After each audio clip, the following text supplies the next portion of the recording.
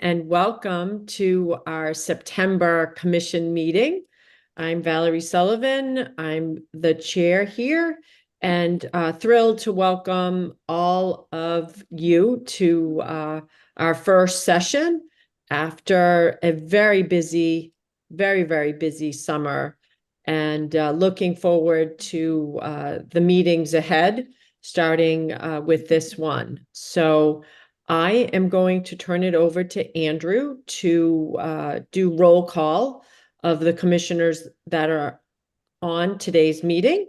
And I would also like to welcome our newest commissioner, Catherine West.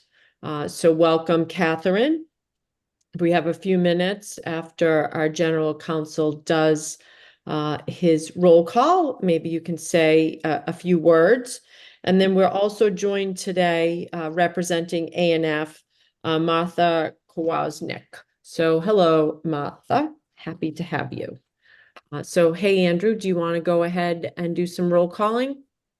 Sure. It's not really a roll call. I'll be just announcing who's with us today. We'll, our chair, Commissioner Sullivan, Vice Chair Bobby Kaplan, from ANF, our designee, Martha Kowalczyk, from Department of Insurance, designee Rebecca Butler, Commissioner Elizabeth Shabbat, Commissioner Tamara Davis, Commissioner Jane Edmonds, Commissioner Joseph Gentile, Commissioner Jazino Gerard,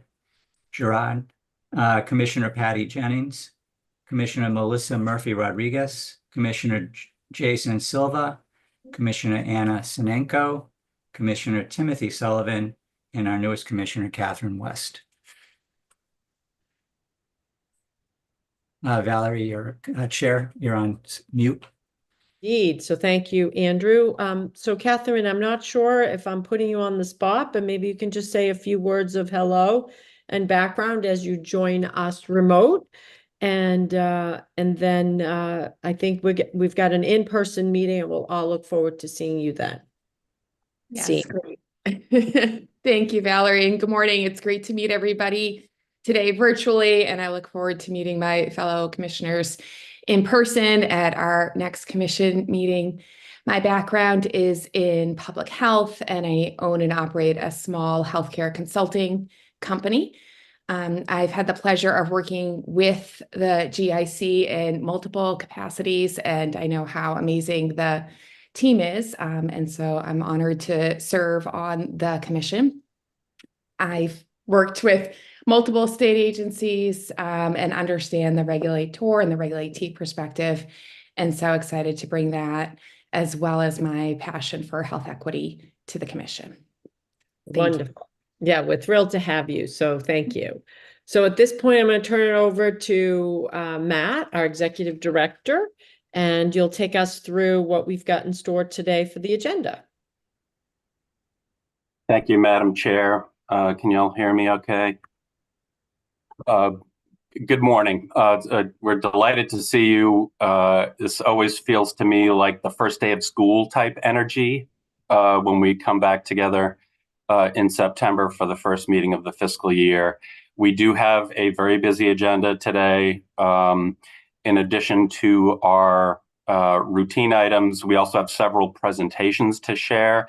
The only vote we have today is on minutes, but some really important content that we want to walk through with you today.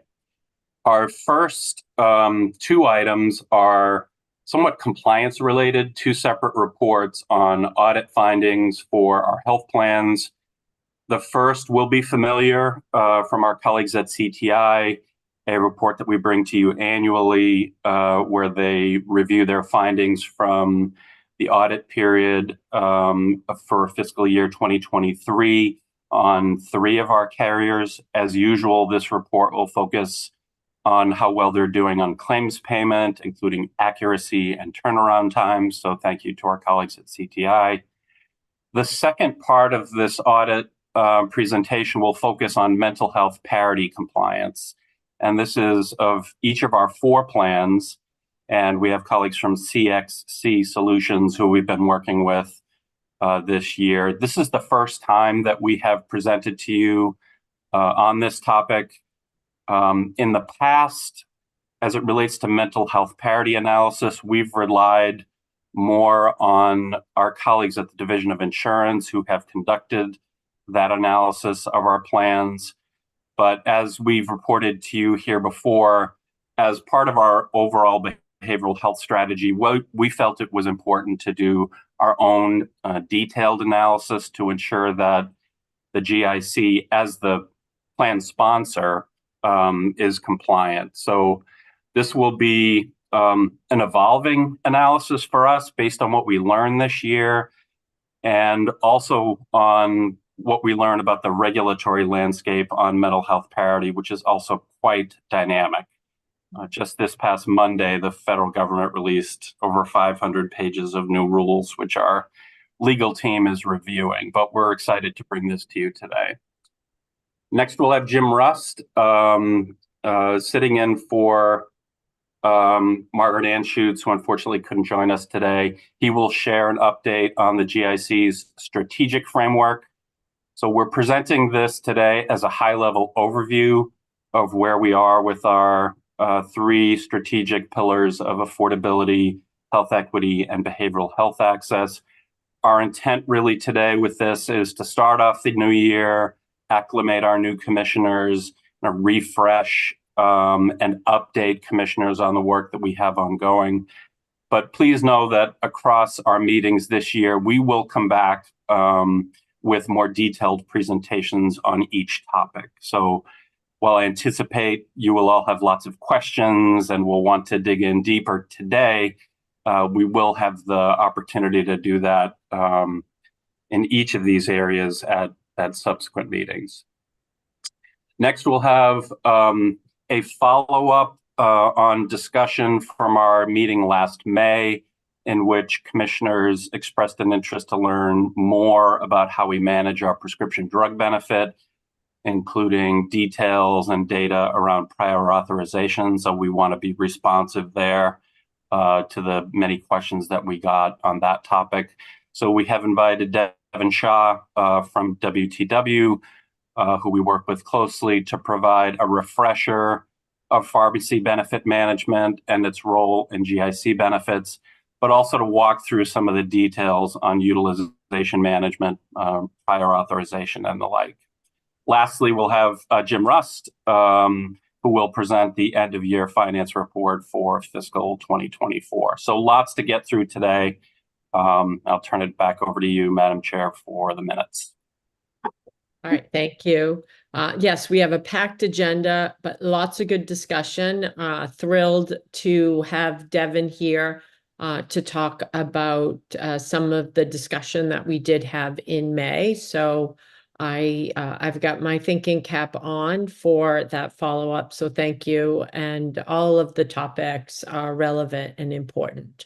So at this point, if we can go to the next slide, please, we are going to take a vote for our minutes. Feels like a long time ago, but thankfully we have good note-taking. So at this point for our June meeting, can I have a motion to approve the minutes as presented? So moved. So Jane, Second. and seconded by Bobby? Yes. Okay, so at this point, I'll have Andrew do a roll call, but I am a aye. Thank you, Madam Chair. Vice Chair Kaplan, Aye. Designee Kwasnik. I'm going to abstain because I wasn't at the last meeting. Okay. Designee Butler, Aye. Commissioner Shabbat.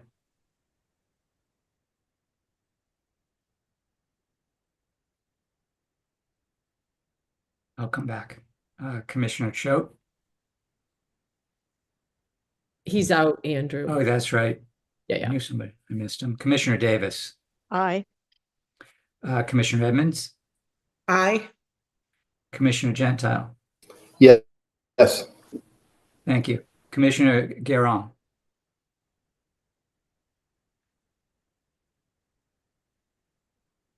I'll come back. Commissioner Jennings. Yes. Sorry. Okay. Thank you, Georgina. Commissioner Jennings? Abstain. I was not present. Okay. Commissioner Murphy Rodriguez? Yes. Commissioner Silva? Yes. Commissioner Sinenko? Aye. Commissioner Tim Sullivan? Yes. And Commissioner West, you get to vote. I'll also need to abstain. Thank you. All right. Commissioner Shabbat? You may have lost her. Yeah. The motion passes by a majority vote. All right. Thank you, Andrew. So at this point, let's dig into the agenda. Let's go. Happy Thursday. Thank you, Madam Chair. Take just a few moments to highlight a few items on the Executive Director's report.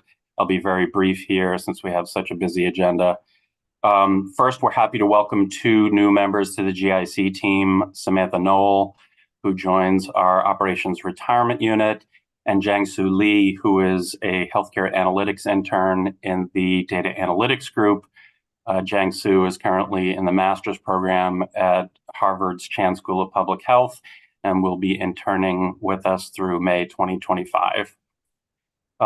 Secondly, I want to actually 2 congratulations for our staff. First, for Karen Ryan, who is the supervisor of our Public Information Unit, really the front line for incoming inquiries from our members. She received the 2024 Commonwealth Certificate of Achievement, recognizing the tremendous work that she does supervising her team and supporting GIC members. I'm also thrilled to announce that the cross-functional team of GIC and A&F IT employees who worked on the new hire waiting period reduction project have been awarded the Commonwealth's Manuel Carballo Governor's Award for Excellence in Public Service. This is one of the highest awards for Commonwealth employees. It's presented annually to groups or individuals who demonstrate exemplary leadership, innovation, dedication, and creativity.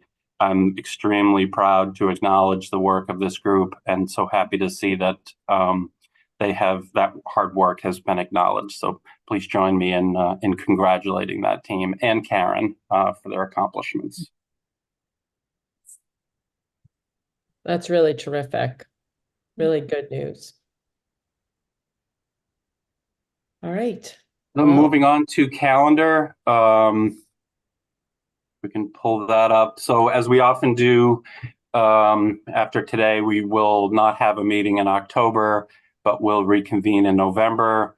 We're looking forward to welcoming our colleagues from the Health Policy Commission, who will present some of their latest findings from their annual cost trends analysis. I always look forward to this, as I know commissioners do. Lots of good information for us. We will also in November have our first of the strategic deep dives, this one on the topic of affordability. And of course, we'll have Jim Rust back with a CFO report. You will see that the agendas have started to fill in for future meetings as we get into the rate setting and plan design season. We will continue to update these agendas as we do, as new items arise, and when it becomes clearer the right timing for us to present on our other strategy areas. We are also working to confirm meeting dates for calendar year 2025, and we will be in touch with you all about those. So that's where we are with calendar. Happy to take any questions. I don't see any. Well, Right. just an observation. I was just intrigued by our new commissioner. Welcome, by the way, Catherine.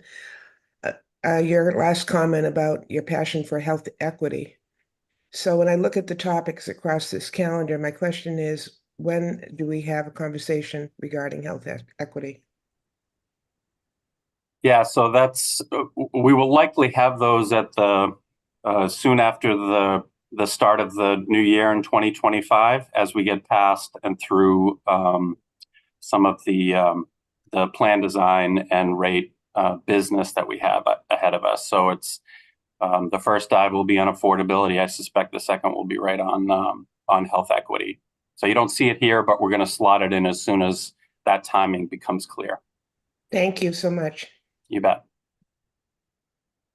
All right. Other questions? All right. Well, let's keep moving.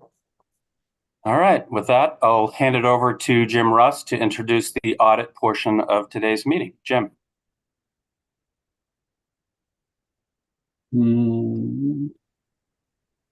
Sorry about that. Had a little trouble getting the camera on. Good morning, everyone. Today, as Matt mentioned, we'll be seeing the results of the planned audits for Harvard Pilgrim, Mass General Brigham, and Tufts Health Plans. A reminder, this is for plan year FY23, so that's the last year of the prior contract before the last procurement. Marie Pollock from CTI will be presenting those results.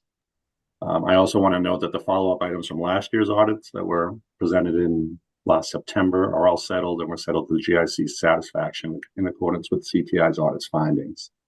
Following Marie's presentation, Stephen Wynn from CXC Solutions will present the results of the mental health parity analysis that Matt also mentioned. I want to thank the plans and the legal team at the GIC for all their work on the parity analysis. This will be an ongoing analysis for GIC, and we will present this annually to the commission as we are today. And with that, I will turn it over to Marie. Marie? Great. Thank you, Jim. Good morning, ladies and gentlemen. My name is Marie Pollock, and I am the Director of Audits here at CTI. We are a healthcare auditing firm based in Des Moines, Iowa, and we've had the pleasure to serve as the GIC's claim auditor for the past several years. I'm here to present the results of the most recently completed claim administrator audits for Harvard Pilgrim, Mass General Brigham, or MGB, and the Tufts Health Plan. Next slide, please. The goal of CTI's medical claim audits was to determine whether or not GIC's contract terms were followed, claims were paid in accordance to plan documents, and if those provisions were clear and consistent, members were eligible and covered by the GIC at the time of service was incurred, and any claim administration, eligibility maintenance systems, or processes that needed improvement. Next slide, please. Our audit components consisted of a statistically valid random sample audit of 200 claims. Our 100% electronic screening is performed on the entire population of claims data with our proprietary software system called ESAS. This was followed by a targeted sample of 150 claims. We run the data against our various algorithms and review for exceptions that are identified for the best opportunity for improvement and recovery by the administrator. This includes reviewing for plan benefit parameters, duplicate payments, fraud, waste, and abuse billing practices, and several other algorithms. In addition, we perform a data analytics on that same claim data in order to assess the provider discounts, correct coding, and compliance with the Affordable Care Act. In addition, we perform an operational review, which includes an extensive questionnaire along with administrative management interviews. And finally, we perform a plan documentation analysis to ensure consistency and identify any ambiguities. Next slide, please. As Jim mentioned, the audit period was for the fiscal year 2023, which include claims incurred July 1st, 2022 through June 30th of 2023 and paid through December 31st, 2023. As you can see by this diagram, Tufts had the greatest health care claim spend at approximately $541 million, followed by Harvard Pilgrim at $410 million, and then finally MGB at approximately $99.9 million. Furthermore, we reviewed each sample claim for turnaround time analysis, and the median for the following was as illustrated below. For Harvard Pilgrim, the median time was 12 days. From MGB, it was 7 days. And for Tufts, it was 8 days. Next slide, please. The following performance summary for each administrator is based on CTI's key performance indicators, or KPIs. These are benchmarked against the last 100 audits performed at CTI. The median indicates that 50 audits performed above that level and 50 audits performed below that level, with the quartile 4 being at the highest performance level. As you can see, Harvard Pilgrim and Tufts for financial accuracy performed in the 2nd quartile, and MGB performed in the 3rd quartile. For accurate payment frequency, both Harvard Pilgrim and Tufts performed in the 2nd quartile, and MGB performed in the 1st quartile. For accurate processing frequency, Harvard Pilgrim performed in the 3rd quartile, MGB performed in the 1st quartile, and Tufts performed in the 2nd quartile. Next slide, please. Could I ask a question, Marie? Sure. Would it be possible for you to detail the difference between financial accuracy, accurate payment frequency? I mean, I guess I understand accurate processing frequency, but maybe I don't, because Okay. it seems like they're similar, but not same, obviously. Right. So the accurate payment frequency is those claims that impacted the financial outcome of the claim. Accurate processing frequency is both procedural and financial errors that impacted the outcome of the claim. A procedural error is an error that did not impact the financial payment of that claim. So we combine those two and you get the accurate processing frequency. And then is financial just? Financial is the financial impact of each error identified to the payment amounts in our sample. Okay. And I'm guessing you're going to get into what this means for the different plans. Right.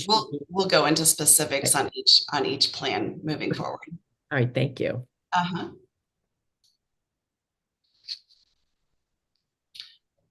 Some key findings at Harvard Pilgrim. First off, I'd like to note that Harvard Pilgrim did experience a cybersecurity ransomware incident from April 17th to July 24th of 2023.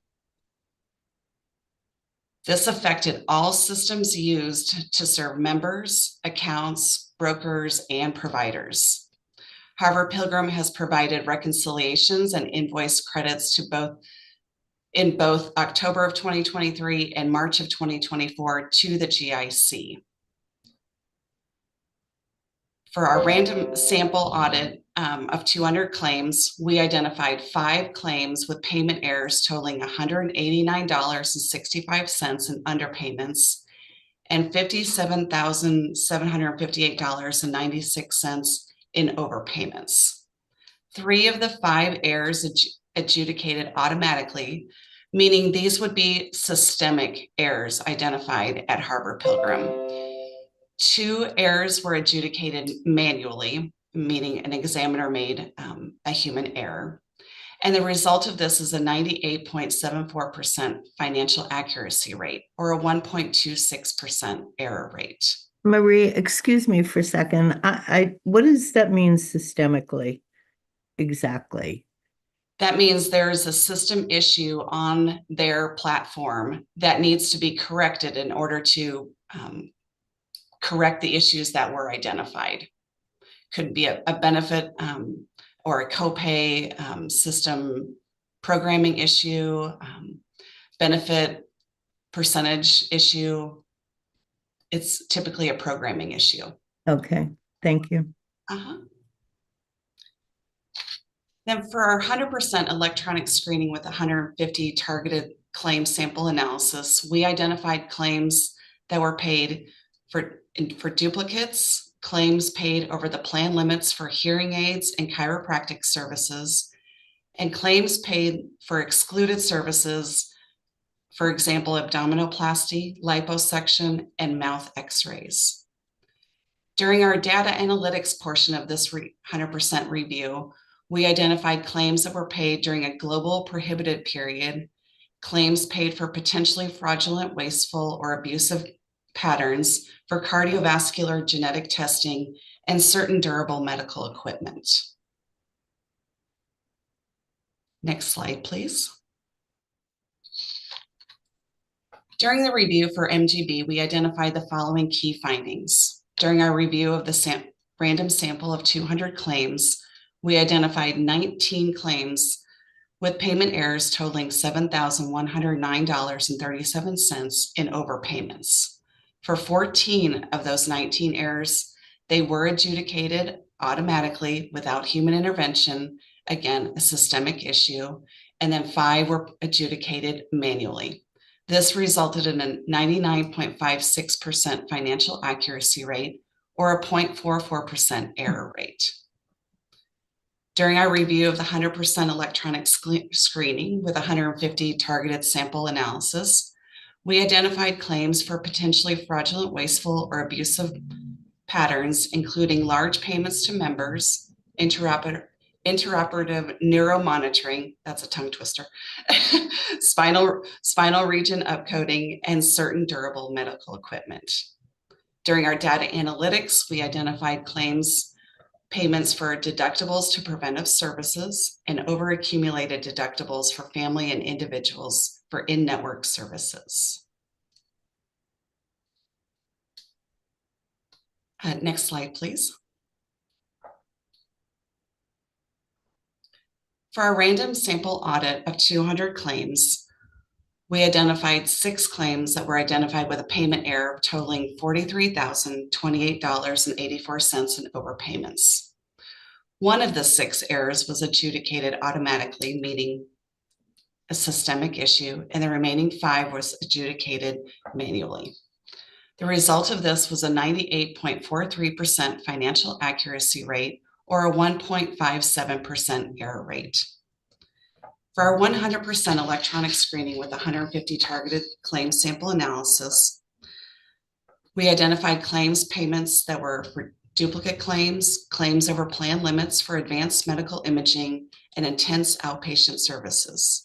We also identified claims were payments for excluded services, for hearing aid supplies, dental procedures, and otoplasty. For our data analytics portion of the review, we identified claims where a PPO provider was paid without a discount, payments for potentially fraudulent, wasteful, or abusive patterns for cardiovascular genetic testing, and payments for claims for end-stage renal disease that should have been covered by Medicare. Finally, we reviewed and identified claims that were denied for preventive services for members. It should be noted that beginning for fiscal year of 2024, the Tufts plan was moved over to the Harvard Pilgrim platform. So moving forward, they will be utilizing the Harvard Pilgrim platform for claims adjudication. I want to indicate that for each of the carriers, we will be performing a post-audit follow-up for CQI, our continuous quality improvement, and we'll work with the GIC in providing recommendations for processes improvements and recovery where it's possible. For the recommendations for all carriers, we suggest GIC meet with the carriers to discuss all the findings, focus on improving the carrier's financial accuracy, accurate payment frequency, and accurate processing frequency as needed. For those systemic errors that were identified, we believe the carriers should run impact reports to identify and adjust affected claims and provide those reports to the GIC to provide the magnitude of the issue. We believe GIC and the carriers should conduct a focused analysis of errors identified through our ESAS 100% targeted review to determine if overpayment recovery and/or any system improvements would be possible. CTI can provide the claims detail to use in this analysis to each of the carriers.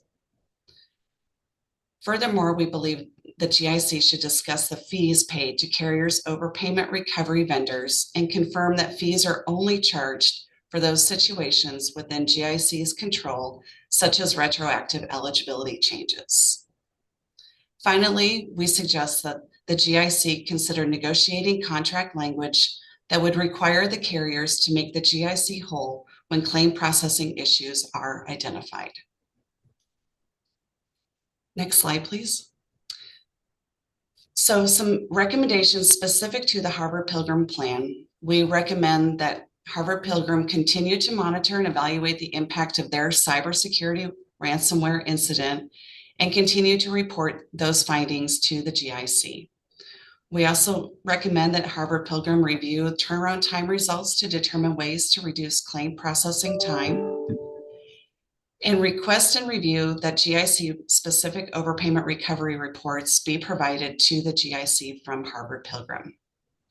Finally, we suggest that the GIC consider modifying Harvard Pilgrim contract language to ensure performance guarantees provide more oversight and accountability for the administrator. Next slide, please. Specific recommendations for the MGB is that we recommend that MGB require approval from the GIC for each subrogation case where the recovery would result in less than 75% of the total case. This would ensure that negotiations would result in the best outcome for the GIC. And finally, we recommend the GIC review performance guarantees in their contract to ensure penalty payments are made for the missed guarantees during the audit period. Next slide, please.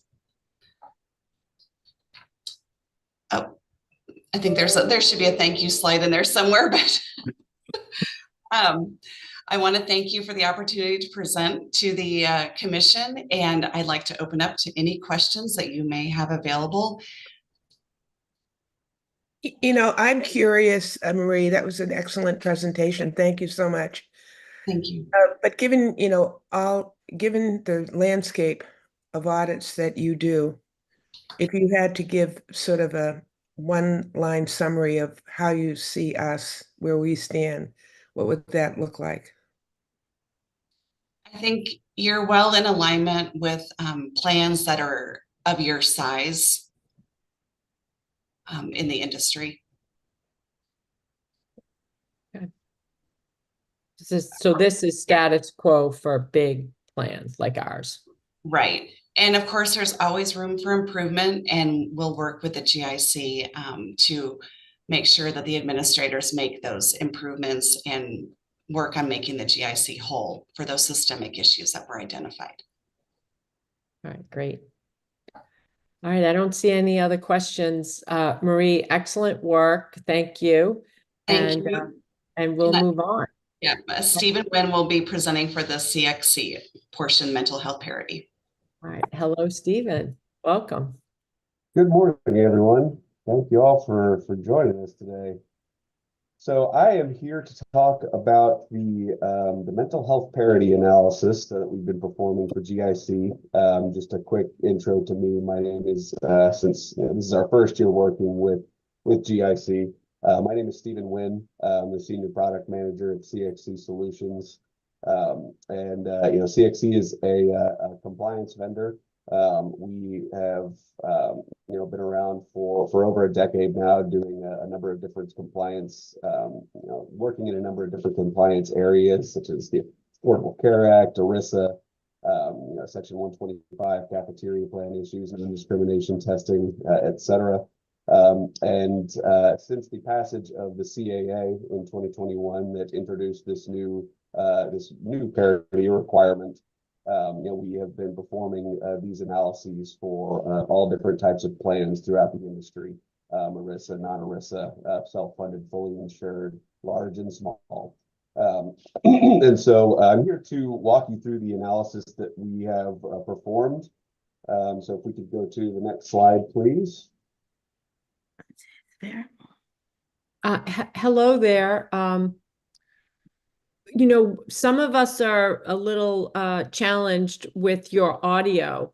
Right. Is there a possibility you might tweak your output speakers or put some headphones in? I don't know. Several of us are a little challenged here. Understood. Give me one moment. Steve, it seems to change when you turn in your head. When you're facing forward, it's louder, and then as you turn sideways, it drops. Does this sound any better? Yes. Yes. Okay. Apologies. It was the wrong microphone was on. So we are here to talk about the mental health parity analysis that we've been performing. So just to kind of give you a brief introduction to the mental health parity landscape for those of you who are not familiar. Mental health parity has been around since around 2008. And what it states is that the way your health plan treats mental health and substance use disorder benefits has to be in parity with the way it treats medical surgical benefits, your more traditional benefits. And so this applies to a number of different things that we'll talk about. But the previous requirement was that the plan be in parity in the way that it operates, in the way that it is written. This new requirement that came down in late 2020 as part of the CAA was that the plan perform and document a comparative analysis of the plan of all of the limitations that apply to the plan, both financial, quantitative, and non-quantitative, and to demonstrate that they are no more stringent for mental health than they are for medical surgical.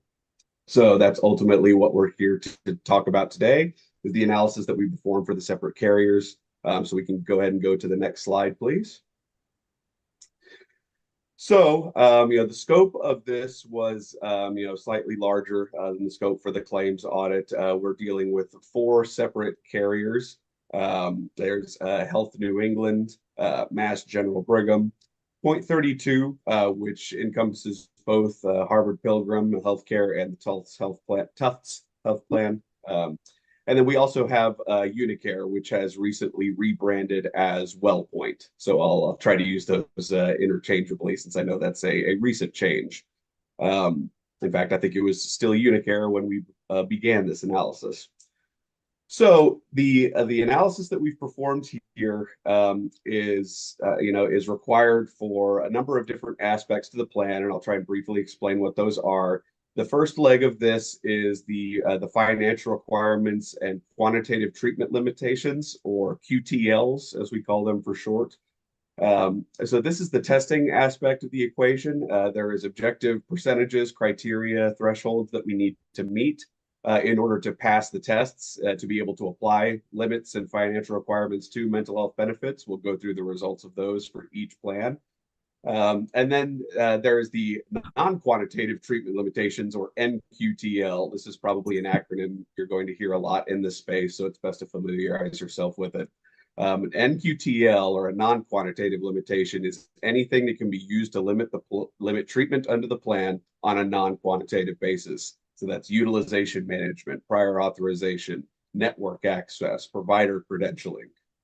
There are just all sorts of different things that can qualify as NQTLs. The rules are purposefully broad to encompass as much of the plan as possible.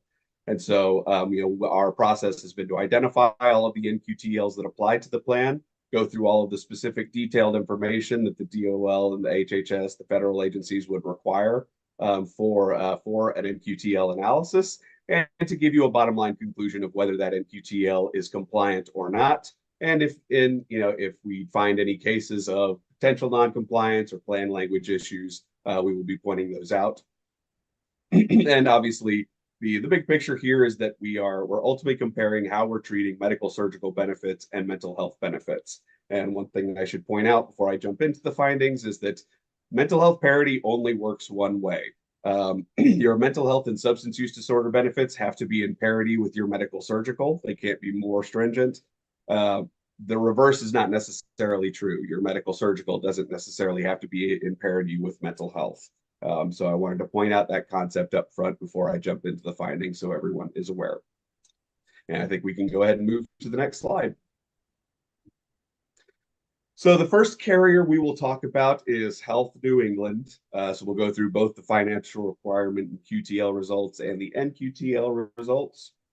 So on the QTL testing side of things, we did identify a single change that we recommend to the plan. There is a 300-minute limit for smoking cessation benefits under the plan. Since this only applies to what we would consider a substance use disorder benefit, this is not going to meet our criteria, which is that if you're going to apply a limit to a mental health benefit, it has to apply to at least 2/3 of your medical surgical benefits in that classification.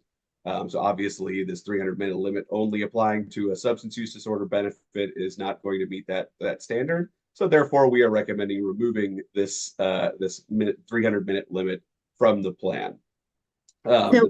Stephen, so can I just ask you, so this 300-minute limit, I noticed that your recommendation was to eliminate it from all the plans, basically. And so could you sort of explain, so is there a limit on the medical side?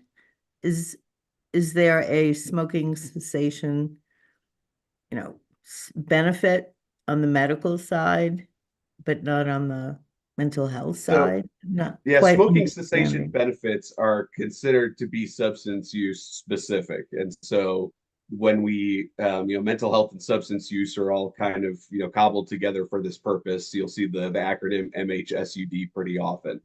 And so anytime we have a visit limit that only applies to either a mental health or a substance use benefit, that is not going to be compliant because it doesn't meet the substantially all threshold that we have to meet for applying to other medical surgical benefits. So the fact that this applies to no medical surgical benefits is the primary reason why we're recommending the change. I see. Okay. Thank you. Absolutely. So and anyone can feel free to jump in with any questions at any time as I go. I want to make sure that I address all the issues and make sure we're all on the same page. So the good news is that all of the other QTL testing passed. All of the co-payments, co-insurance, and any other visit limits that apply to these plans didn't have any issues when we ran those tests. So there are no other recommendations to implement on this side of things. With regards to the NQTL results, the NQTL results are always a little more nuanced. The rules and guidance around the NQTL analysis is somewhat vague and open to interpretation. As was mentioned earlier, there was a recent final rule that was published this last week. This analysis does not incorporate that final rule, obviously, since it's so recent. But this is very much an evolving landscape, a moving target in terms of the information that we need for the analysis and in terms of what constitutes a sufficient analysis according to the agencies. So I want to point that out up front because this is very nuanced. But the good news is on Health New England is that we didn't find any evidence to suggest any of the NQTLs are non-compliant. We did a thorough analysis on the utilization management, on the networks, et cetera, all of the NQTLs we identified. And we didn't see anything that suggested that those NQTLs are out of parity, that they are more stringent for mental health than for medical surgical, which is exactly what we want to see. Now, in every case, every time we do an analysis, regardless of the carrier, there are always some potential areas for improvement. And so we've identified several areas that we think could benefit from additional information. We have, obviously already requested these items from the carrier. They are asserting that the NQTLs are compliant, and they are working to make their documentation and reporting more robust in the future. This is always going to be a work in progress, especially for the carriers, because the landscape is evolving, the guidance is constantly evolving. And so we've identified a few areas where they can improve their documentation. And so our ultimate recommendation on the NQTLs is simply to follow up with the carriers to make sure that these things are still in the works. So I think we can go to the next slide now. So the next is for point 32, which encompasses both Harvard Pilgrim and the Tufts Health Plan. There are some differences between Harvard Pilgrim and Tufts, but for the most part, the NQTLs, the prior authorization networks, et cetera, are virtually identical between the two. And so the analysis and the reports have been combined for the two to keep things as concise as possible. The first bit of good news for point 32 is that all of the financial requirement in QTL tests pass. There were no visit limits or any other items within this plan that we recommend changing. It's a plan that is designed to be within parity, which is what we want to see. Likewise, on the NQTLs, there was no evidence that was found that suggests any of the NQTLs are non-compliant, and we did receive a great deal of information from the carriers and performed a thorough analysis on those NQTLs. But again, we have identified a few areas for improvement. They're detailed within the report. Specifically provider networks and plan exclusions. There are some additional documents and data that we would like to see in an ideal world. And so those have been communicated to the carrier as well. And they are working on those for future iterations of the analysis. Let's move to the next slide, please. The next is Mass General Brigham, and so this one had a couple of issues that we'll kind of talk through. First off, the 300-minute limit for smoking cessation. We're recommending, this is present in these plans as well. We're recommending removing that for the exact same reason as previously stated. There is a 30-visit limit for physical and occupational therapy that is currently being reviewed for GIC for applicability to mental health conditions. And if any no changes have been made, but if any changes are made by the legal team, those will be completed by the legal team ultimately. And then all of the other financial requirement QTL tests passed. There are no other recommendations that need to be implemented. So could you provide a little more sort of background, or a little, could you expand further on the 30 visit limit and what that means and what the impact is? Yes, I'll do my best to give you the context there. So when we have limits for for any mental health benefit, it's going to be similar to that smoking cessation benefit. Now, obviously, physical and occupational therapy can be used for both. They can be used in conjunction with certain medical surgical benefits, obviously, but also mental health benefits. Occupational, obviously, but even physical therapy can be used for autism spectrum disorder treatment, for example. And so, the visit limit, is, just simply needs to be reviewed to make sure that it is not, necessarily applying to anything that it shouldn't. And so ultimately, that's a decision that the GIC legal team is making. And it may simply be a matter of updating plan language. It's not necessarily that the plan is out of compliance, but that there needs to be some further clarification. But ultimately, we all let the GIC legal team, handle what decisions might be made. Thank you. Absolutely. So with regards to the NQTL results, again, we didn't find any evidence that any of the NQTLs are non-compliant. There were a couple of items that we recommend in terms of simple clarifications. There's certain plan language that we recommend reviewing and amending if necessary, to make sure that we are covering medically necessary substance use disorder benefits. And so there was, there's just some additional clarifying language that we've added to the plan that is relatively straightforward, that really doesn't change the operation of the plan. Again, that's something that the GIC legal team can comment on further. But the other item that we noticed was that there were, within this analysis, we have to do an analysis of the factors, sources, evidentiary standards behind all of the NQTLs, a lot of written information. The factors that were used, that were communicated to us by the carrier, were different between medical, surgical, and mental health for 2 NQTLs, the medical necessity and network adequacy. This isn't necessarily indicative of a non-compliance. Some of these factors are different by necessity. Mental health and medical surgical do have inherent differences in what criteria are going to be used. The carrier is asserting that the factors are no more stringent for mental health than for medical surgical, which is ultimately what we're looking for. But some additional analysis has been requested from them for future iterations to explain those factors in a little more detail, just so there's no possibility of confusion. Again, we have no evidence that this is out of compliance. We're just requesting some additional information from the carrier to help demonstrate that. And then, as with the other carriers, we have certain areas for improvement for documentation and reporting. pretty limited in this case. It really just refers to some of the plan exclusions. But this is information that's been communicated to them and they're working on for future iterations. Let's go to the next slide, please. So last but not least, we have Unicare, which is now referred to as WellPoint. I'll try to train myself to say WellPoint moving forward. But we have some very similar issues to what we've just seen. The 300-minute limit for smoking cessation. Again, we are removing that. There is a 20-visit limit for speech therapy that is also being reviewed by the GIC legal team, very similar to the issue we just discussed, where speech therapy can be used for mental health. So we just want to make sure that the plan language is properly clarified. And so any changes that are made to the plan will be made by the GIC legal team. But all of the other QTL tests passed and no other recommendations with regards to these plans.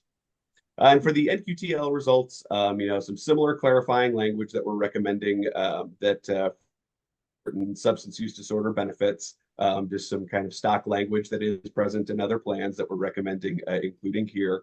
The factors for provider reimbursement were different, but again, this is not necessarily indicative of non-compliance. The carriers do assert that the factors are no more stringent for mental health, and we have requested some additional clarification there for the next iteration of this analysis. And then the areas of improvement for documentation and reporting would include a little bit of information on provider networks and planned exclusions. So I believe that brings us to the end of our presentation. There may be one more slide here just for the purpose of questions. Here we go. Are there any questions that I could answer? Anyone, please feel free to chime in. See any. It's been very comprehensive. I guess I'll parrot somebody else's question relevant to the last session. How do we compare in Massachusetts to other parts in terms of mental health parity? Anything we should be thinking about as a commission with our carriers? They seem to be in very good compliance. And I don't know if this is nationwide or are we just lucky to be here in Massachusetts? And am I just Massachusetts is unique because of the way the benefits are structured. Now, when we look at each of the individual plans, so it's hard to have anyone to compare you to as a plan sponsor. In terms of each individual plan, I'd say all of them are pretty much in line with what we're seeing throughout the industry for large plans, small plans. We have yet to identify a plan, to be perfectly honest with you, in the years that we've been doing this that didn't have a single issue that was perfect across the board. Similar to a claims audit where, perfection is almost unattainable in this space. You want to get as close as possible as you can get. But visit limits are still very common. They're just kind of remnants of a prior era of benefits where they were more common. Clarifying plan language is almost always necessary. But the big thing is that, all four of the carriers were very cooperative with us. They were willing to work with us and give us data. Always takes a little longer than we want it to, but ultimately that's kind of to be expected. And all of the areas of improvement that we've identified are definitely not unique to those carriers. They're areas that we identify for other major carriers, even the largest ones that are nationwide, are struggling with just because of the nuance, the lack of specific guidance, how vague some of the guidance is. This new final rule will clarifies a few things, but might end up raising more questions than it answers. That's kind of a topic for another day. But since it's so new, everyone's still digesting that, and there will be legal challenges to that, an injunction, we assume. So, but in the grand scheme of things, I think the plans all fared very well. The carriers were very cooperative, and they seem to be. We'll see how things progress moving forward, but it seems that they took the recommendations that we made to them seriously, and seem to understand those issues and, claim that they are working on them in the background. And I have no reason to disbelieve that claim, despite how skeptical I can be of carriers after working in this space for some time. These were some of the more cooperative ones we've worked with, large, probably because of the weight that is carried with specific That's plans. what we rely on you for, Stephen, is to be skeptical and to probe where necessary. I will just say briefly that I think one of the reasons why this audit result comes back fairly clean is the good work that the Division of Insurance has been doing for many years that we have relied on. So kudos to my colleagues over at the DOI. Yeah. We've seen far worse, I can say that, in terms of issues. Plans that have not been proactive about this at all are going to have issues across the board. But here we saw very, very typical issues that are typical of a plan that has been doing its due diligence for the most part. All right. Great. Well, thank you, Stephen. I don't see any other questions, so we can move on. Great. Thank you, Stephen. And hand it over to Jim for the update on our strategic framework. All right. Thank you, Matt. Good afternoon. Good morning, everyone. Feels like afternoon already. Right? As Matt mentioned earlier in the meeting, I'll be presenting an update on our strategic framework. Margaret Anschutz, who you all know, who leads this work for the cross-organizational team at GIC, is unable to be here this morning, so I will walk us through this in her absence. I also want to note that Abby Mercer from WTW, our healthcare consultant, is here at the meeting and also will be able to answer questions and provide more information if needed. She's been working closely with Margaret, myself, and the team on these issues.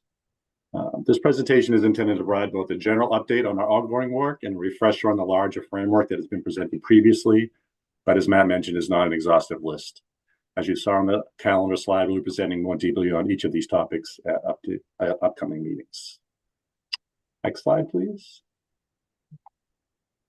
I won't linger here, but as you know, at the beginning of every presentation, these are the GIC's overall goals.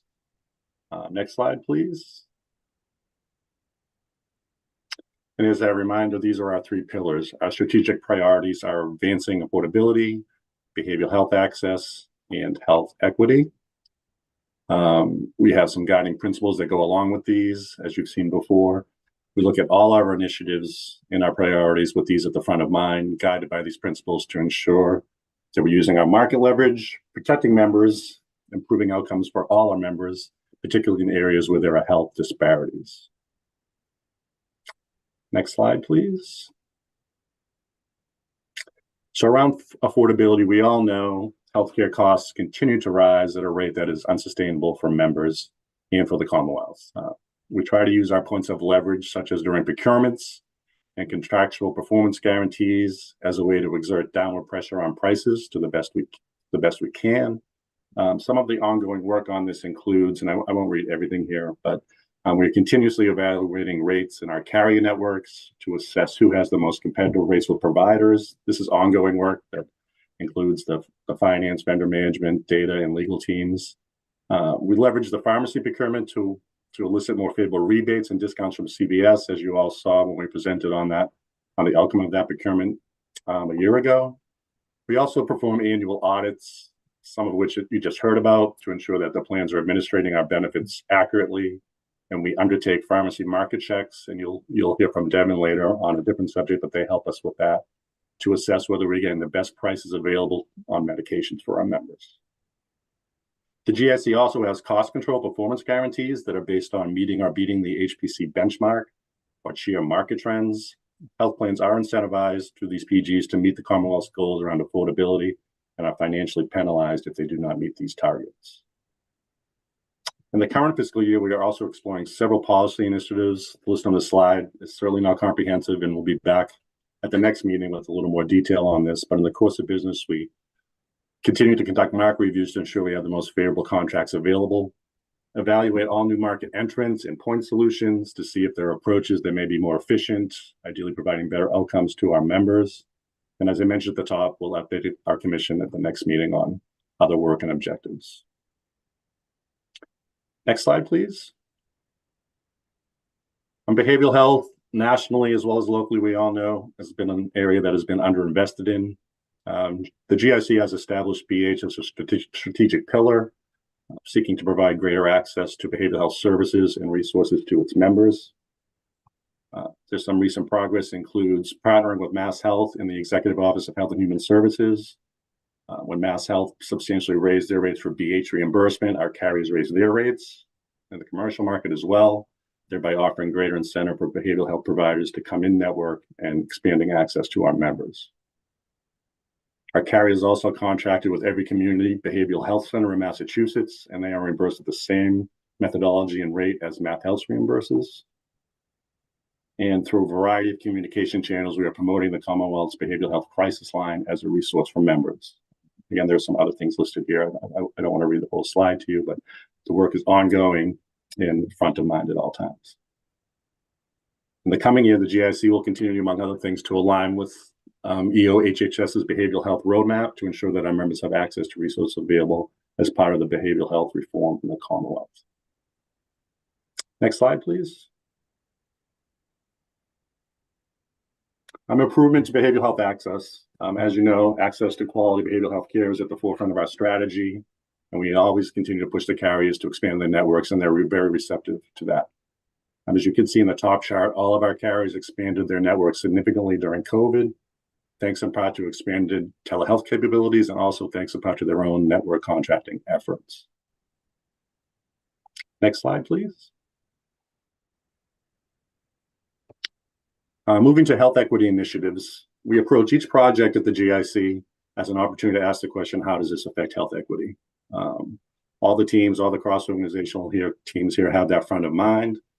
In this area, we have done, among other things, we've conducted a review of value-based insurance designs that focus on waiving copays for drugs and services in the top 5 chronic conditions that the BIPOC community suffers disproportionately from. We have implemented a contractual performance guarantee requirement requiring carriers to attain NCQA health accreditation status. And we require that carriers report clinical measures tied to quality performance guarantees stratified by race and ethnicity. We are in the early stages of other innovation initiatives, such as supporting broader Commonwealth initiatives around maternal health, as Black birthing people have worse maternal outcomes across educational and income. Specifically, we're collaborating with DPH's Perinatal Quality Improvement Collaborative to address maternal disparities and C-section reduction. This includes discussion around doula coverage and reimbursement. Jim, I'm gonna jump in and ask about this accomplishment, which I'm excited to see, requiring all our health plans to pursue health equity accreditation from NCQA. Where are they at with it? Like, what's the timing, and when will we expect to see better data on our members that the plans collect so that we can do some analyses on it? Well, that's a good question. And Margaret would be much more in tune with exactly where we are on that, of course, but you know, she and I work together on this, I can say. We'll be coming back to the commission with a little bit more of an in-depth dive on this in the coming meetings, but why don't I just take that back rather than trying to give you a kind of please do. But the work is ongoing. I can assure there's been a lot of progress made. You know, I get updates frequently from the team. I do love the progress. I just would like to see some metrics to, you know, have those proof points that we are advancing. That would be very helpful. And you can take that back. I know Margaret would have loved to have been here. Jane, I see you have your hand up. Sure. Thank you, Madam Chair. I'm just curious about the last line about exploring maternity, cardiovascular diabetes, hypertension, and asthma. I'm wondering why cancer is not listed there. I don't have the list of all those right in front of me right now, Commissioner Emmons, so I'm happy to follow up with you there, but there is a larger list than that. Yeah, I particularly flag that because when I think about some of the disparities that certainly are associated with forms of cancer, whether it's breast cancer, whether it's prostate cancer, so I'm just curious why that's not there. Thank you. Why don't I follow up with a more specific answer for you on that? But I believe it is on the list, and there is follow up on that as well. Thank you.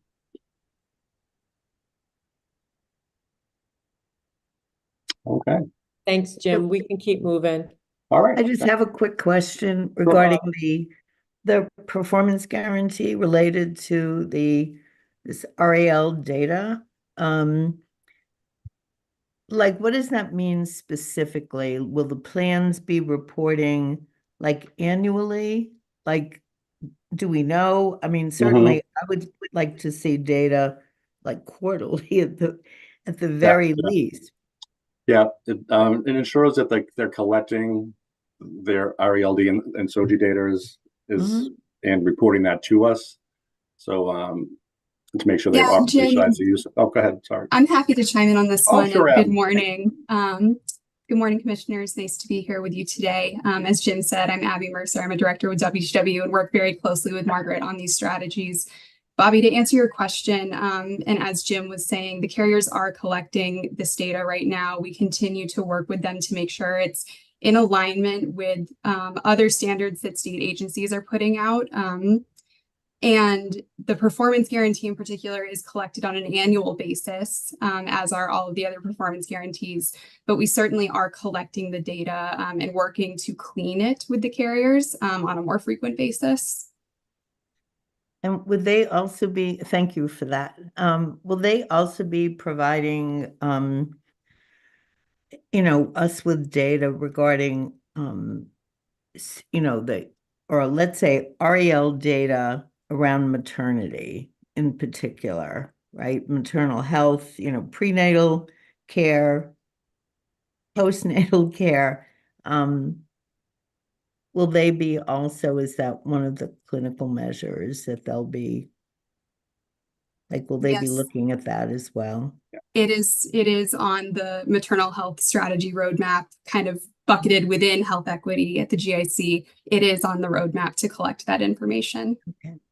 And I could say too, Bobby, and answer your question that, we have a variety of different accountability touch points with our carriers on a much more frequent basis than annually, right? And Jim and his team meet weekly with our carriers to review their progress on all of our strategic initiatives. Part of that is a review of where they are. That is data driven. We also twice a year, as you know, have stewardship meetings with each of our carriers where we go into more depth with each of them on their progress on all of our strategic initiatives, particularly those that have portions of their administrative fee at risk through the performance guarantee. So there are a variety of oversight and accountability mechanisms beyond just annual reporting. Thank you. Thanks. Good questions. Let's keep moving. All right, thank you, everyone. Next slide, please. As you're likely aware, the Commonwealth has been focusing on severe maternal morbidity, having just passed a maternal health bill. Here is some of the data behind this effort. On the top graph, as many of you are already aware, the gap between white non-Hispanic and Black non-Hispanic birthing people widened between 2011 and 2020, as described on this slide. Our collaboration with the Department of Public Health and other state agencies like Mass Health targets this disparity, and we intend to use our market influence and resources to positively influence birthing outcomes as best we can. Next slide, please. If I could just say briefly on this one, this really exciting work being driven by EOHHS right up to Secretary Kate Walsh. The group of agencies is very wide. We are at the table, the connector is at the table, Health Policy Commission is at the table, Mass Health leaders are at the table. And the goal here really is to not wait until we have data, right? While the work to stratify data and develop insights that are specific to our population, that takes time. But there's a collective acknowledgement among that team that we can't wait to attack this problem. And there is an urgency among that interagency group that is frankly inspiring. We know it's been well documented that there are disparities here in maternity care, and there's no reason to wait to implement initiatives. So we and others are doing just that. Great. Thank you. Next slide, please. In aligning with the state initiatives, as Matt was just mentioning, around improving maternal health outcomes and reducing health disparities, we are focused on three main elements, as shown here: supporting birthing people, promoting safety and quality, and fostering provider accountability. Now, I know I ran through these not too quickly, and I appreciate we had some good questions, and thank you to Abby and Matt for also weighing in. But as you go through these slides, particularly some of the ones with the data on them, if you have any questions, as always, you can follow up post-meeting with us, and we'll be happy to get back to you or prepare some other materials for discussion. And again, as Matt mentioned, we'll be back with more detail on all these initiatives at future meetings. So this is a good table setting presentation. I want to thank Margaret in her absence for putting almost all of this together along with the team, and look forward to talking about it in the future. Thanks so much, Jim. Nice work. I'm happy to see the update. I'm sure the rest of the commissioners join me on that. And I'll just ask for, ongoing granularity in the metrics so that, we can see the progress that's made with, the proven outcomes that, we're using our market clout to make a difference in the lives of our stakeholders, but also, broadly speaking. So thanks. All right, we can move on. Okay. Good morning. Can everybody hear me okay? Yes, Devin, I've been eagerly awaiting this follow-up, as the staff at GIC know. So take it away. Okay, well, I'm glad to be back in this forum. It's been a few months since I've been here, so I'm always glad to be back. And for those that I haven't met, good morning, everyone. My name is Devin Shah, and I'm the lead pharmacy consultant for GIC. I've been involved with the GIC and this team for a little over 7 years now, and I've seen sort of the motions of everything that we've been through as a team. So we have a lot of things to cover today. What I'm going to do is I'm going to kind of start with the basics, just a quick reminder of what PBMs are. And I promise not to use acronyms. I'll try to spell them out. So we'll start with the basics of what this industry is, the role that we play as the GIC in sort of interacting and interfacing through the PBMs for the greater good of the members. And then we'll get into what are some of the trends we're seeing, the cost pressures, affordability issues, how we sort of use the guiding principles that that Jim just mentioned in sort of defining how do we address these trends.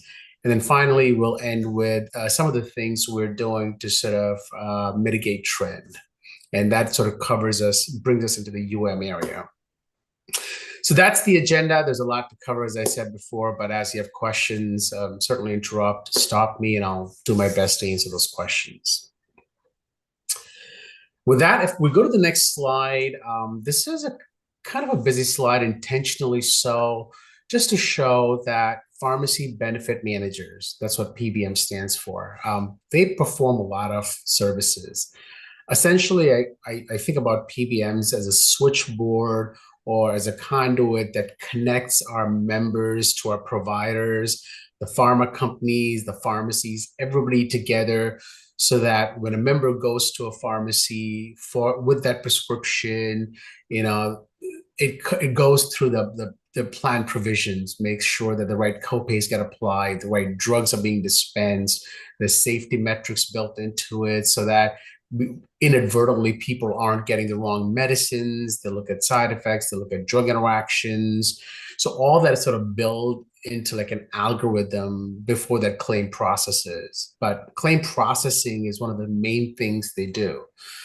In addition to claims processing, as you can imagine, they also have to provide call services, member services, provider services, because everyone has questions about their benefits. Why is this covered a certain way? How is it covered? Are there limitations? What pharmacies should I use? Oh, my pharmacy doesn't have a particular drug. Can I use another pharmacy? So they provide a lot of those member engagement services, obviously member communications when it comes to drug shortages or recalls, or hey, potential member savings. Hey, if you switch to a different drug or to a different pharmacy, you can see some savings. This means that they also do a lot of network services with pharmacies. So there's about 65,000 pharmacies out there. Want to make sure that there is some organization that's able to go out there and credential these pharmacies, make sure they're in good standings, they're dispensing right medications. There's audits done around the quality of services they provide. So all that sort of goes into what a PBM does. But one of the most important things they also do is help us negotiate with pharma companies, right? And we've heard the word rebates before, and that is sort of their way of negotiating sort of the lowest best price for drugs that aren't available generically. These are branded drugs that have patent protection and oftentimes are quite expensive. But there are also multiple companies that sort of make the same class of drugs, whether it's diabetes, asthma, what have you. So PBMs have the ability to sort of, to have these pharma companies compete against each other and provide discounts on these drugs, which we call rebates, which are then collected from the pharma companies and then returned back to organizations like GIC. So a lot of things that the PBMs do, and if you go to the next slide, which is sort of an easier summary of the value they provide to us as GIC. And I'll start with the top left and I'll go clockwise to end with the bottom left. So obviously economics, as I mentioned, is a big part of what we're all charged to do. So making sure that we're able to provide a sustainable benefit in the long run. They do provide aggressive pricing based on sort of their market share. The big three PBMs account for almost 80 to 85% of all claims being processed. So when you have this amount of volume that goes through these channels, they do have the ability to negotiate really good pricing from manufacturers and wholesalers. On the top right, again, expertise in service. Pharmacy is the core business. They understand drugs. They have a lot of clinicians on staff, a lot of actuaries on staff, account management people who understand the needs of our clients, making sure that invoices are done on time, claims get processed on time. There are performance guarantee metrics that everybody's been monitoring, so on and so forth. Control, the bottom right. So flexibility is key. And if you think about different types of employers in GIC, sort of one class of employers as a public entity, but there's a lot of private employers out there. There's health plans, Medicare, Medicaid, and everybody in every state have different requirements. So, hey, diabetes drugs could only be covered a certain way, or could only have certain limitations, or could only certain pharmacies. So PBMs provide that level of flexibility, allowing us to essentially develop the benefit that best meets our charter. And finally, specialization in the bottom left. There are a lot of conditions, increasingly so in pharmacy now, where there are very special needs around how the medications are handled, delivered, lab testing, engagement with providers. Things that a typical retail pharmacy may or may not be able to provide. So that's where PBMs really do a great job in sort of managing that level of specialization. The next slide is a little bit of a busy slide, and I'm not going to focus on everything the PBMs do. I'll just focus on sort of the left-hand side, the engagement between GIC and the PBM.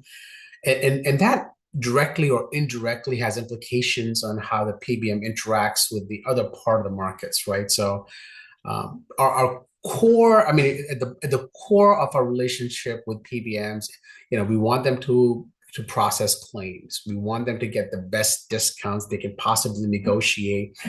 with retail pharmacies, with pharma companies, get the best rebates, provide the best member engagement, provider engagement. So those are like the key provisions of what the GIC expects from the PBM. In exchange, the PBM, wants sort of admin fees to sort of cover their costs. They want to make sure that the claim gets paid on time. And so that's sort of the commitment that the GIC makes. And those are some of the things that our group, within our small group within GIC are chartered to do. So we spend a lot of time just focused on that piece. And if I can just say a brief word there, Devin, I'd say one of the core, if not the core principle of our contract with our PBM is to have maximum transparency and ensure that to the best of our ability, the discounts and rebates and value that they're able to obtain from the marketplace accrue directly to the GIC. So as Devin mentioned, they're paid through an admin fee that we pay to them. But some of the practices that I think have become a little bit more controversial and the topic of debate, such as PBMs retaining portions of rebates, charging fees that a plan sponsor doesn't have a line of sight into, and then retaining them. We have a really good contract here that ensures that all of those dollars really accrue back to the GIC. So there's a good deal of policy focus on PBMs. I would say we are through our contract really doing the best that we can, and I think probably leading among payers in addressing some of those through our contract. Great point, Matt, and also the fact that all the audits we do every single year, the market checks we do, is all primarily focused on that element of transparency, right? So that's one thing that's near and dear to us, and it's an unrelenting task to just constantly keep on top of that. But that's kind of what we have to do. So having covered sort of the basics of PBMs and sort of our role within PBM, I just want to switch gears a little bit in the next slide to talk about where we see pharmacy sort of trending. So if we go to the next slide, this is the Milliman trend guideline, and this kind of goes back to 2013. The two lines at the top, you'll see one representing medical, that's like the dark blue, and pharmacies in purple. So for the most part, we see them sort of being in line, but there are certain years where you see a vast separation between medical and pharmacy, right? So these are years where we see like thorough innovation or key innovations coming through on pharmacy. So in 2015 to 2016, 2017, that's sort of the first time we saw the separation between medical and pharmacy. That's when all the autoimmune disorder drugs were introduced, the Humiras of the world and the psoriasis, and that and hepatitis C. That's sort of the birth, the real like awakening of the specialty drugs, oncology. There was a lot of innovation that came through in those years, and we as we can see, we saw significant trends in the pharmacy, which we're experiencing one more time now. And we'll cover some of that as we go through the slides. But we are at another phase now where we're seeing this innovation coming through, treatments that we as society have been asking for many years, actually coming to light. And there's a lot of people that are benefiting from this, but obviously there's a cost component to it. So again, part of our sort of guideline is making sure that we keep it sustainable and we keep the costs as valid as we can, deploy everything in our capacity to make sure that there is a good balance between access and affordability. But we definitely are at that stage where we're seeing pharmacy costs trends being slightly higher than what we see on the medical side. If we go to the next slide, and this is a summary of everything that we're seeing within healthcare that has impact on trends. I took the liberty of highlighting the three pieces that are pharmacy specific within the healthcare trends. So first, obviously, the cost of pharmaceuticals that are going up for both existing drugs, but more importantly for the new drugs. So I'll use diabetes as an example, which for the last 2 decades was primarily treated with generic drugs, generic metformins and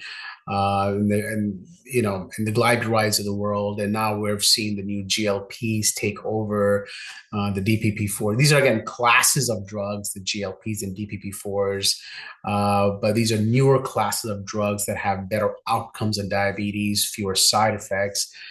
But obviously the drug mix changes. So you're still treating the diabetic, but it's a more expensive cost of the episode of cost.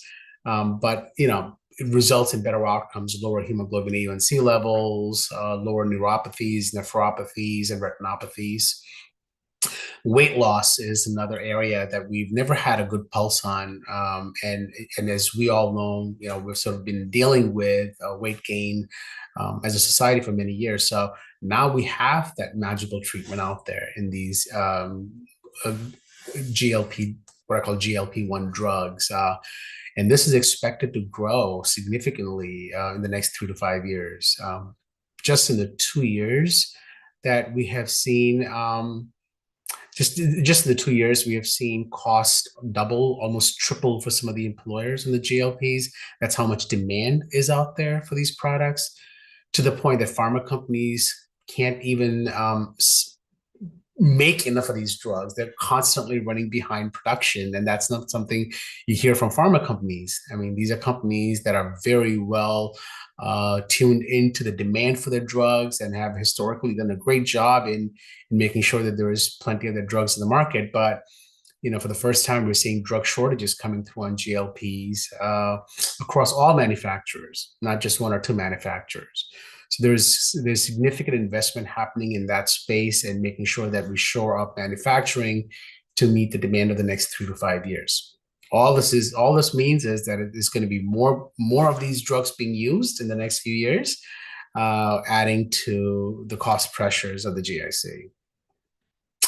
The one bright side to this is what we call biosimilars. These are like the generic equivalents for the biological drugs. There's a slightly different pathway from the FDA where biosimilars are approved. But as we see sort of the cliff coming with Humira and some of these drugs, there are more and more biosimilars in the marketplace.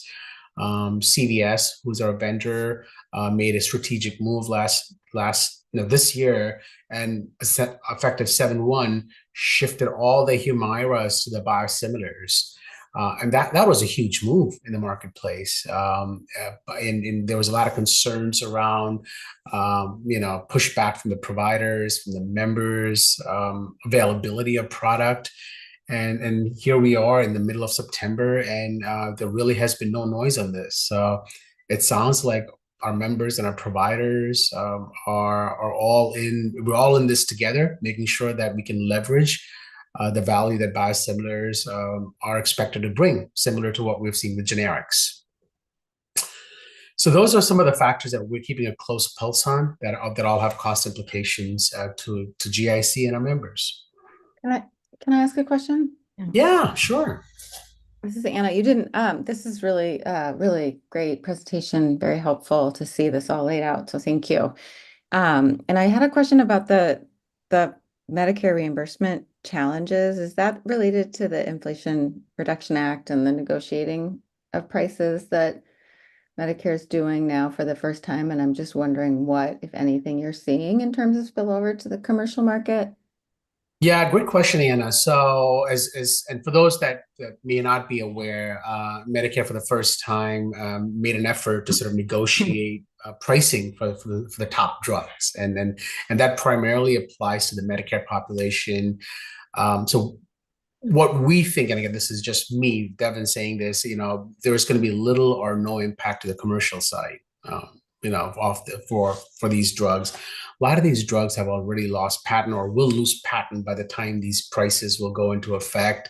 There are newer products that'll replace these older products out there. So we don't think that's going to have a significant impact in the short term. In the long term, it could have some benefit to the commercial plan. But again, all needs to be seen. And there's so much fluidity in practicing medicine that it's hard to put a pulse on 20 drugs out of 65,000 that are out there, and how does that impact? Yeah, so it's a great question, but we are certainly monitoring this in the long run.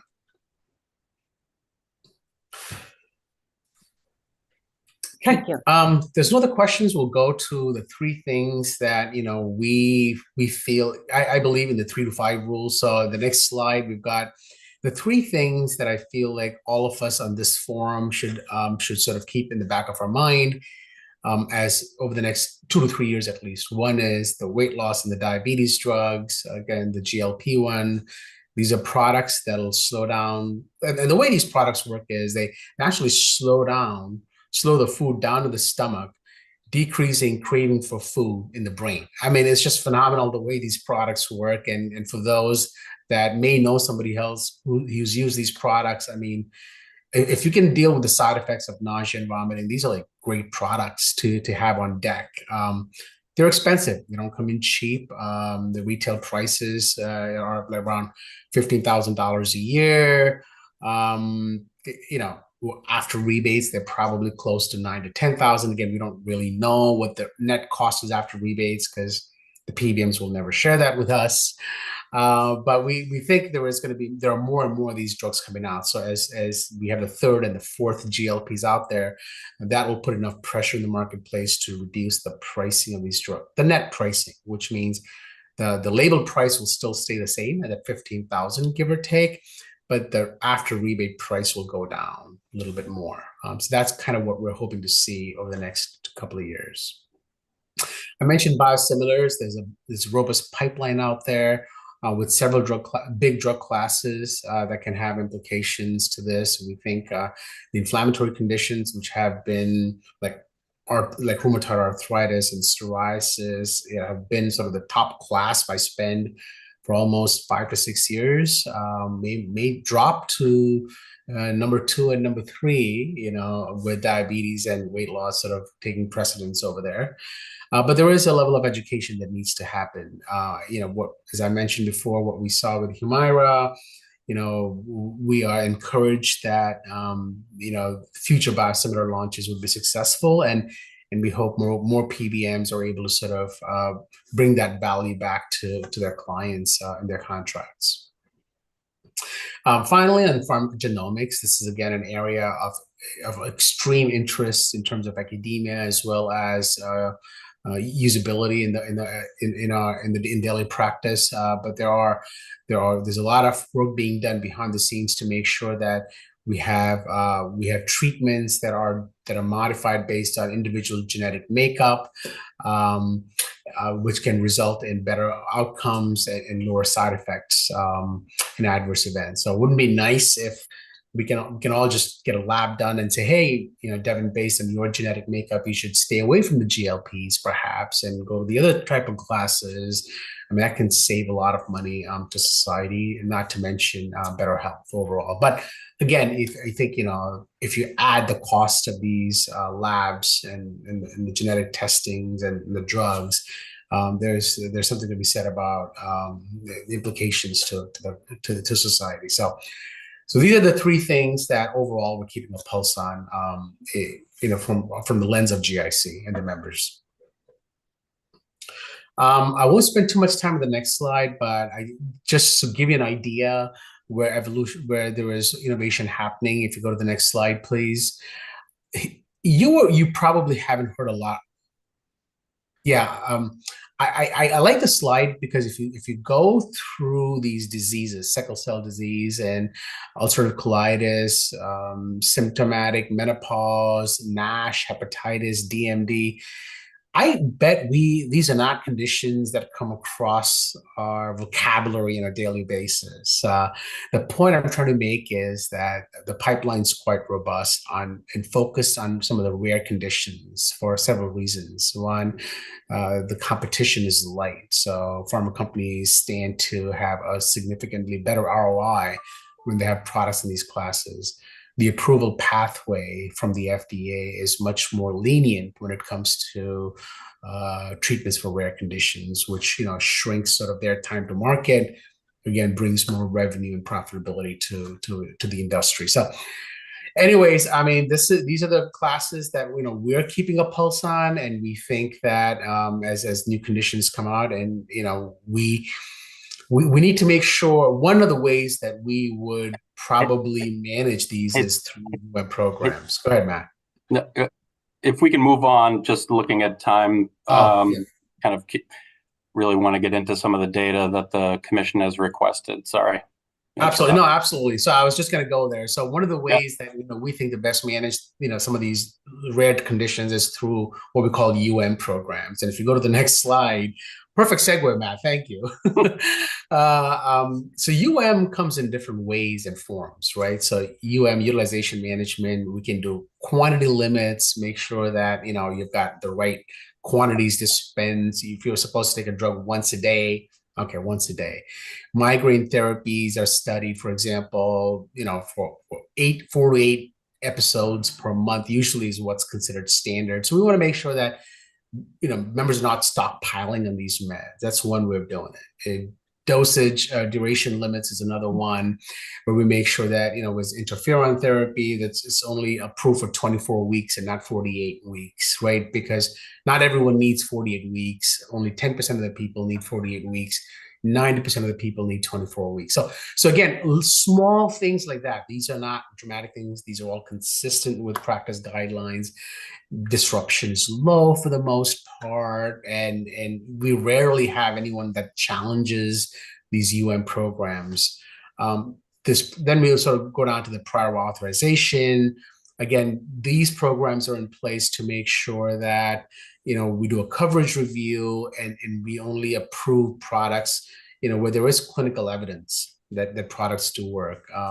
In the practice of medicine, sometimes people feel, hey, if this drug is good for this inflammatory condition, it should also be good for the other inflammatory condition. Well, either the other condition hasn't been studied or hasn't been approved for, or there's no evidence to show that it's going to work there. So does it make sense to now spend $15,000, $20,000, $25,000 a year on these treatments for conditions where they haven't been approved, right? And sometimes, you see that. I mean, some of the examples that we have cited, the Retin-A, for example, for patients under 30, sometimes used more cosmetically than it's used for treatment of acne.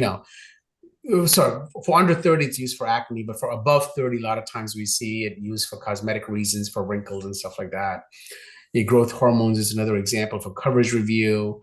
And then finally, step therapy is a tool that's used to steer people towards higher value meds.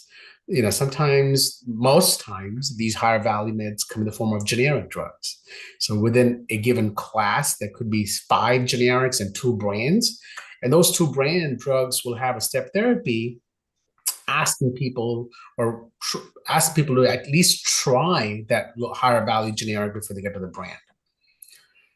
Okay, so those are basically the classes of And if you go to the next slide, and we'll start. I just wanted to comment on the member disruption, because I have never, since we switched to Caremark, I have never received more complaints from my members who have been on medications for years. Their prescriptions are being denied. Okay, their doctors have appealed and been denied. There is, for many of these programs, there is a lot of disruption. So perhaps overall, it's low, but I will tell you that it is not low on an individual level. Aside from the cost, which is very high, I people have told me they're going to GoodRx to get their prescriptions. They're going to Costco. They're not using GIC because Caremark is very difficult to deal with. Their member services, their customer service, I receive reports almost daily that customer service is rude, the prices are extremely high. Many medications are now in the $165 category, which is more than people can afford. And there's a lot of conflict with what their physicians are prescribing. And that's become So we a actually, real problem. yeah, so that's Right. where the subsequent slides, we actually have some data on that.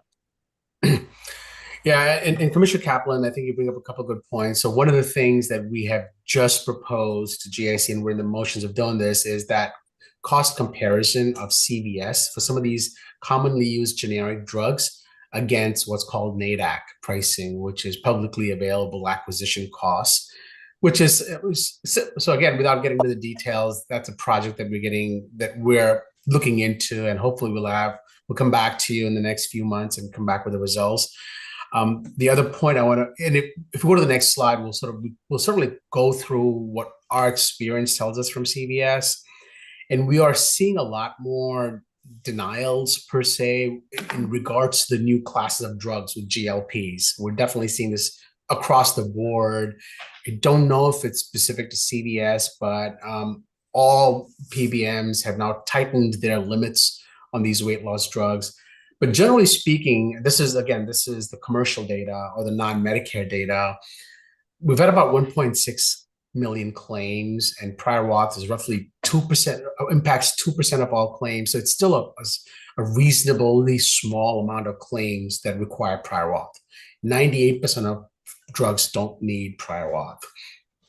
And then if you further categorize these into different classes, whether it's specialty or non-specialty, prior auth, you're looking at these approval rates that are in that 65 to 80. Generally, we want to see approval rates in that 80 to 85% range. That's considered to be sort of, okay, we have the prior auth for the right reasons and we have the right criteria in place, but we are seeing the prior auth approval rates coming down to that 63%, as you see in the non-specialty PAs, primarily because of the GLPs.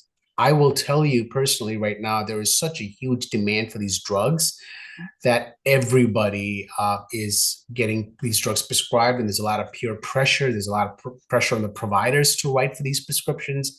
And oftentimes providers are saying, hey, I'll just write you the prescription, but let the insurance company determine, the approval rate. So if you look at Wegovy and Ozempic, for example, the top two drugs, I don't know if I can highlight them, but it's like 61, 71, Zepbound, Mounjaro, these top 5 drugs, these are all GLP drugs. And the fact that 4 out of 10 members are getting these denials tells you that, A, they don't meet the BMI criteria. They may or may not even have diabetes to use these drugs. They're primarily using it for weight loss, which is not the intent of these drugs. So there's a lot of reasons why, we're seeing the denial rates to be slightly higher than a typical benchmark of 80 to 85%. On the right-hand side, if you see specialty utilization, again, at the very end, you look at things like Dupixent and Humira. You look at Humira and biosimilars, 36% approval rate. What does that tell you? That there is significant off-label prescribing happening for these drugs, and these drugs don't come in cheap. We do look at the criteria for CVS, and their criteria are consistent. They are peer-reviewed. They're updated on a regular basis where medical literature is. So we don't think that's where the challenges are. But to your point, Commissioner Kaplan, we can certainly take another deeper look and see, if there's a member service or if there is a cultural disengagement that's happening on CVS with regards to the GIC members. But certainly that would be something we can look back at.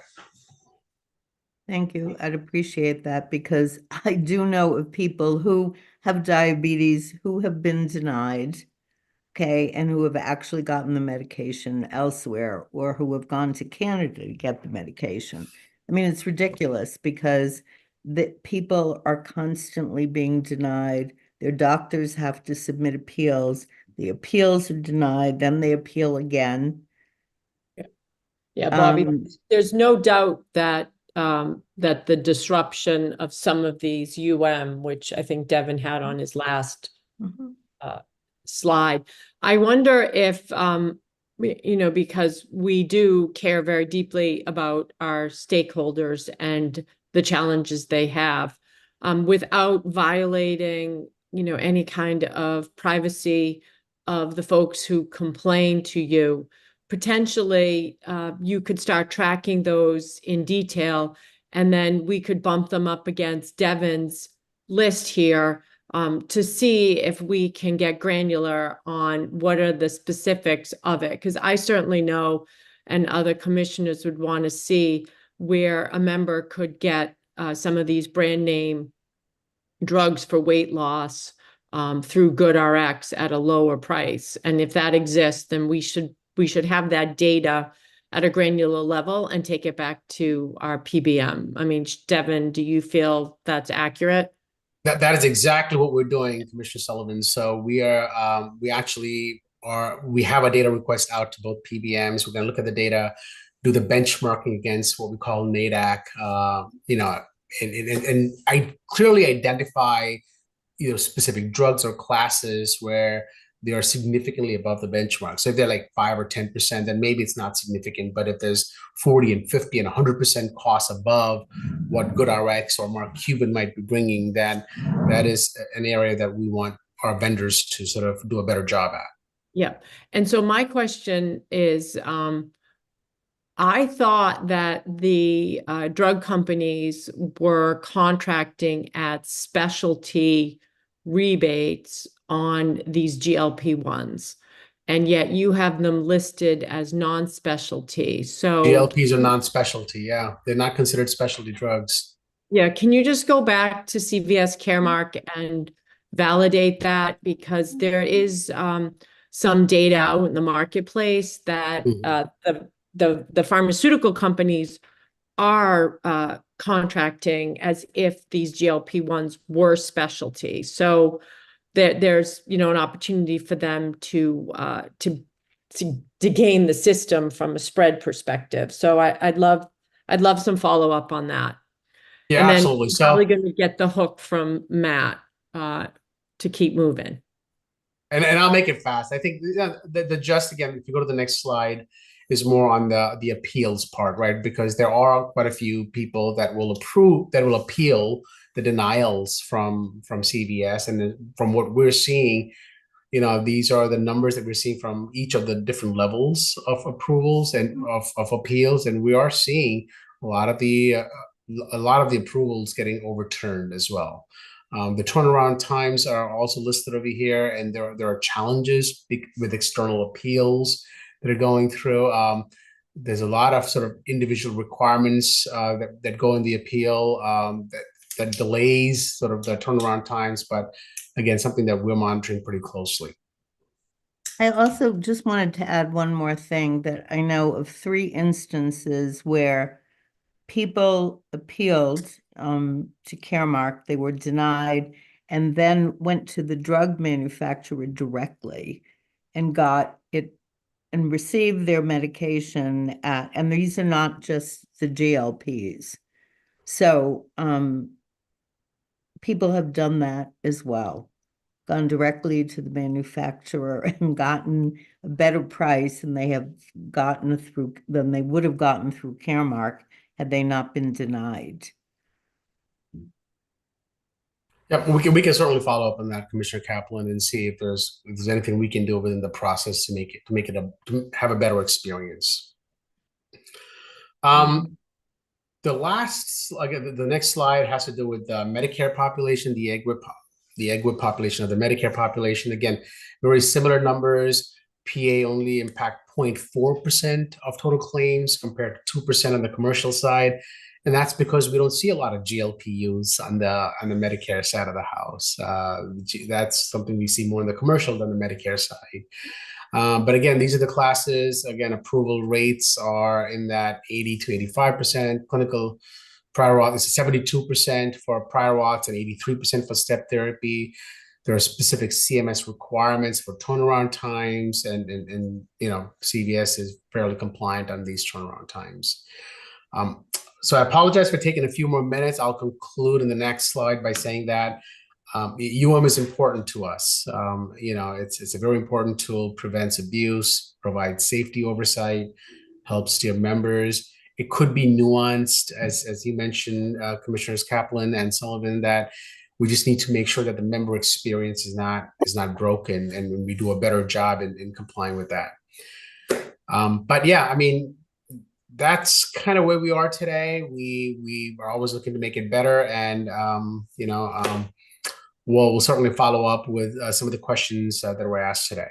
So thank you. Thank you.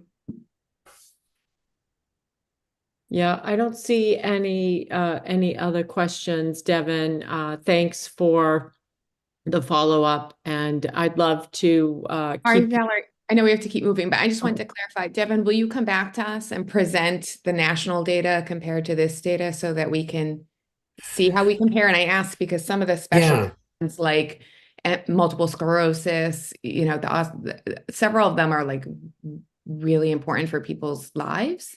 It's a good question, Commissioner West. So we we have standard CVS. We don't have anything customized with CVS. So the response we got from CVS is GIC's experience on prior auths is consistent with what they're seeing with all their employers and health plans that have these programs, because we use their standard programs.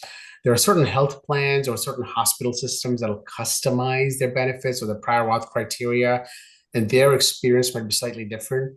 But for the general part, the GLP at the 60 to 65% approval rates, the utilization is all consistent with the book of business. So we're not any different than any of the national benchmarks. Okay, because you had mentioned you were going to do national research, so it was unclear to me if you were coming back to us to do a side-by-side comparison. We could certainly ask that, but according to CVS, because they didn't have time to pull everything together, they said, generally speaking, it's very consistent with what they're seeing. Yeah, Commissioner West, we will. This has been a super helpful discussion today. We're going to take it back to the team and figure out what the best way is to circle back with the commission. We fully expected that this wouldn't be a one-time discussion. So I'll be talking with our chair and our team here about how we can continue on and get the commission what they need to understand. Thank you. Thank you. Great to have your input, Catherine. Yeah, nice. All right. Thank you, Devin. You've got some follow-up and appreciate it. And we always love to have you. Let's keep moving. We are coming up to time. Jim, this always happens to you, but you are an expert at this, talking fast and getting us through the CFO report.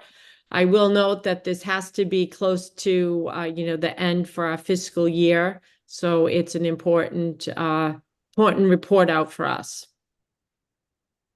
Thank you. Yes, this is the end of fiscal year 24 report. And I know there's been a lot of information at this meeting, so I will go through it quickly. But as always, you go through the slides after the meeting. Don't hesitate to reach out if anyone has any questions.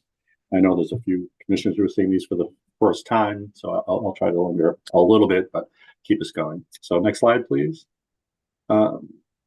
So this slide is the state share expenses for the entire year for all our vendors and all our claims and other expenses. And the following slide is the employee share, the mirror image of this for all expenses.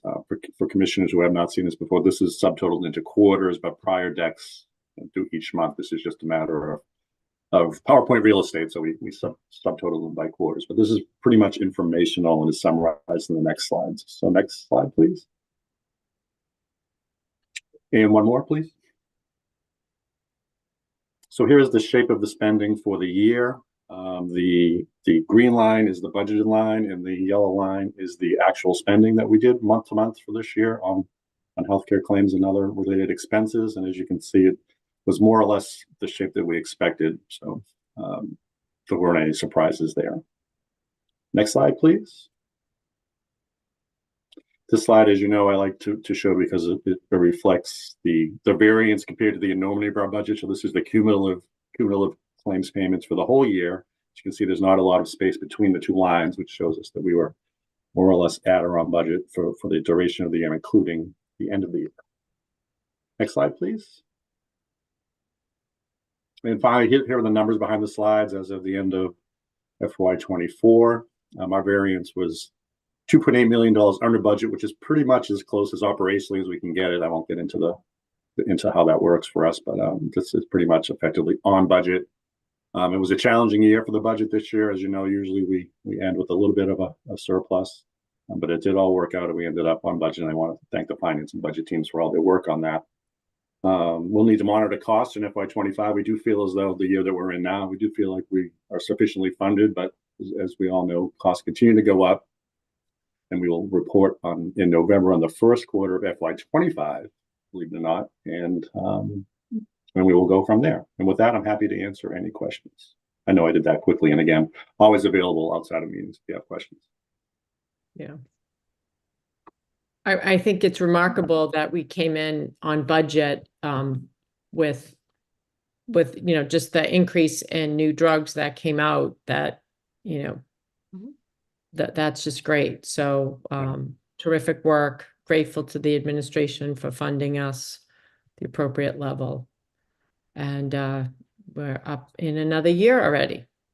Yes. Here we go. Yes, we are. Here we go. Thank you very much. All right. Thank you, Jim. I don't see anything. So we can keep moving. Are we at the end? Excellent. So against all odds, we are 4 minutes ahead of schedule. Oh, we're so good. All right. Do I have anyone requesting to bring up a topic? Yes, me again. Okay. So I just wanted to give the commission, as we always do, a notice that we probably before the next meeting in November, we will have put up a notice to proceed on combis for our life and LTD consultant vendor. This is part of our normal cycle of re-procuring vendors at least every 5 years. So that notice could go up in combis between now and the next meeting.